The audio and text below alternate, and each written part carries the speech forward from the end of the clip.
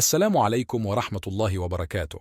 في القرن الرابع عشر ظهر قائد مغولي غير عادي اسمه تيمورلانك أو تيمور الأعور، اللي قلب العالم الإسلامي وأجزاء كبيرة من آسيا بدمويته ووحشيته. تيمورلانك اللي ولد في مدينة كش دلوقتي شهرسبز في أوزبكستان، كان عنده رؤية واحدة: إنشاء إمبراطورية لا تهزم. وخلال حملاته العسكرية نفذ تيمور أفعال دموية وشرسة، من تدمير بغداد لقتل الآلاف في أصفهان وغزو الهند. ومع ذلك كان عنده جانب ثقافي فريد، حيث جاب الحرفيين والفنانين من المدن اللي غزاها لعاصمته سمرقند وخلاها مركز ثقافي وفني كبير. في المقال ده حنستعرض تفاصيل حياة تيمورلانك وأفعاله وتأثيره اللي مازال موجود لحد النهاردة. اشتركوا في القناة وفعلوا الجرس عشان يوصلكم كل جديد عن أعظم القادة في التاريخ. القائد المغولي الشرس اللي حب الدم والقتل. خلفية عن تيمورلانك: الاسم الكامل تيمور بن تراغاي بن برلاس، الميلاد 1336 في مدينة كش اللي هي دلوقتي شهرسبز في أوزبكستان. الوفاة 1405 أثناء حملة عسكرية في طريقه للصين. أفعال تيمورلانك الدموية: تدمير بغداد 1401.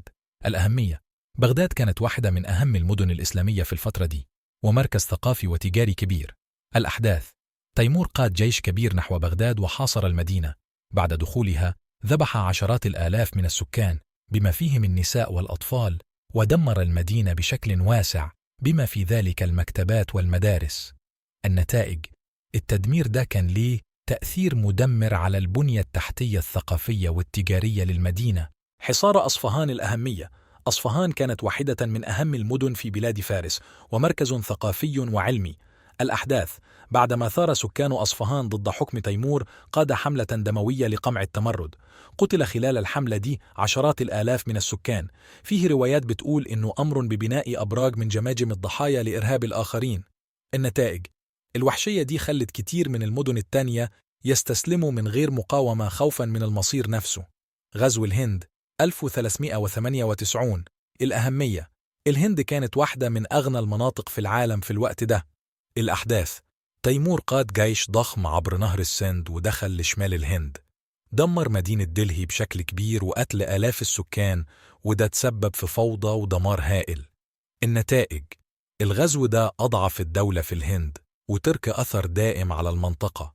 تأثير تيمورلانك: التأثير الثقافي: بالرغم من وحشيته تيمور كان معجب بالثقافة والفن. جاب الحرفيين والفنانين من المدن اللي غزاها لعاصمة سمرقند وخلاها مركز ثقافي وفني كبير. التأثير السياسي: تيمور غير الخريطة السياسية لآسيا الوسطى والشرق الأوسط. بعد موته استمرت سلالته في الحكم وخلفت إمبراطورية قوية. الإرث المعماري: كتير من المباني الرائعة في سمرقند وبخارى اتبنت خلال حكم تيمور وسلالته، وده بيعكس عظمة الإمبراطورية التيمورية.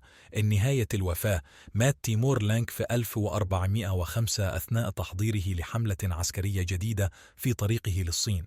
اتدفن في ضريحه الشهير كور أمير في سمرقند. الإرث: ترك تيمور إرث معقد، بيتذكر بوحشيته في القتال والتدمير، لكنه بيتذكر برضه بقدرته على إدارة إمبراطورية واسعة ونقل الفنون والثقافة. تيمورلانك يفضل واحد من أكثر القادة المغول شراسة ودموية، وترك وراه تاريخ مليان بالانتصارات والدمار.